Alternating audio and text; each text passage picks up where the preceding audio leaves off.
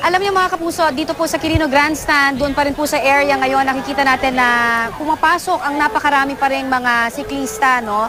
At dito, ito yung mga nauna nang sinabi ni Lia kanina na medyo pinagbabawalan, pero ito yung mga nakalusot na at naglalakad na lamang kasama nung kanilang mga bisikleta.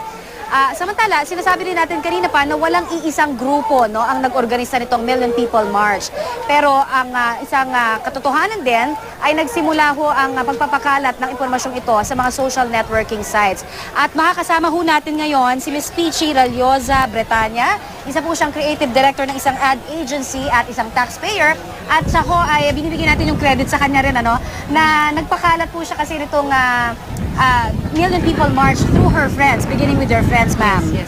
Good morning po sa inyo. Good morning. Alright. Paano ho ninyo naisipan? Ano? Ano hong nag-udyok muna sa inyo? Kasi ito ho nakita natin doon sa Facebook account, no, ni Ito.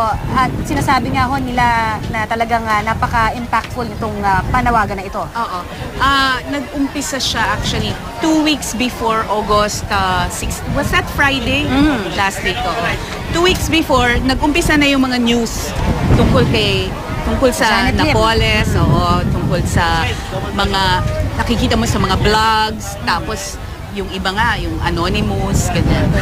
Nag-umpisa na doon. Pagkatapos pagdating nung Friday, 2 linggo yun, Friday, lumabas yung COA report.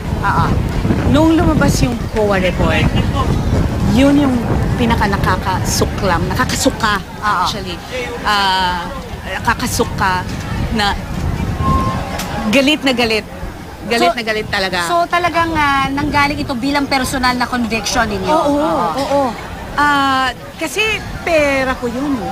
Pera natin. Oo. Lahat ng mga nagbabayad na taxpayers ko. Yes, ano? oo. So, ano ho ang pakiramdam ninyo? Napakarami ho ang naging parehong sentimiento ninyo. Sa inyong panawagan, kayo ho ang nagbigay ng location at ng time, ano? Ng date. Date and location. Date and location.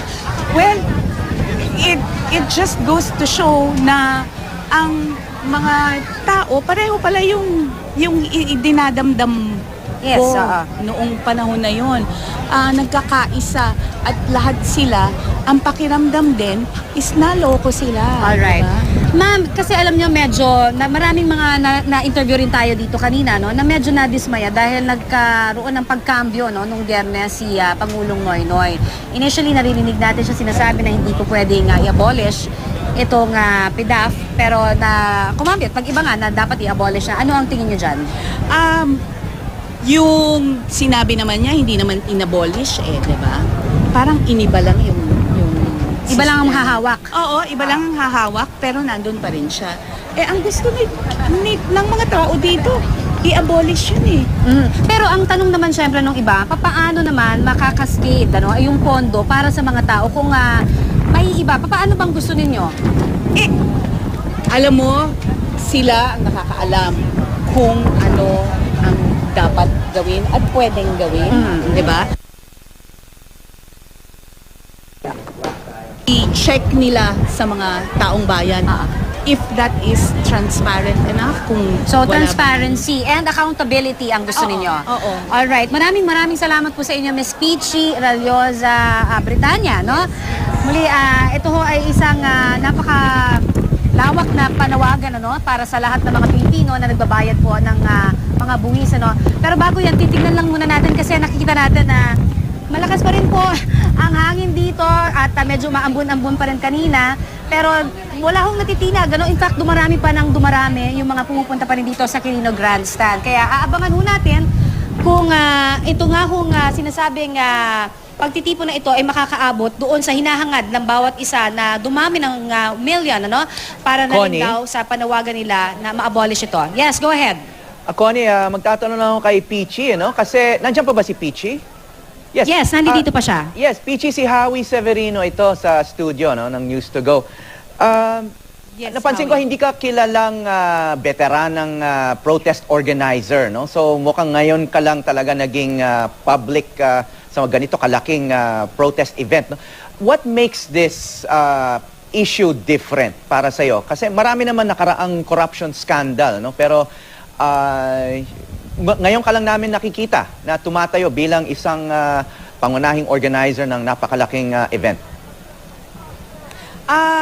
What makes this different? Dahil personal to yung sweldo natin, 'di ba? Kinakaltasan tayo regular, buwan-buwan. Tapos nagbabayad tayo ng buo. Hindi lang 'yon, meron pang VAT. Kahit yung mga hindi sumisweldo, 'di ba? Natatax sila.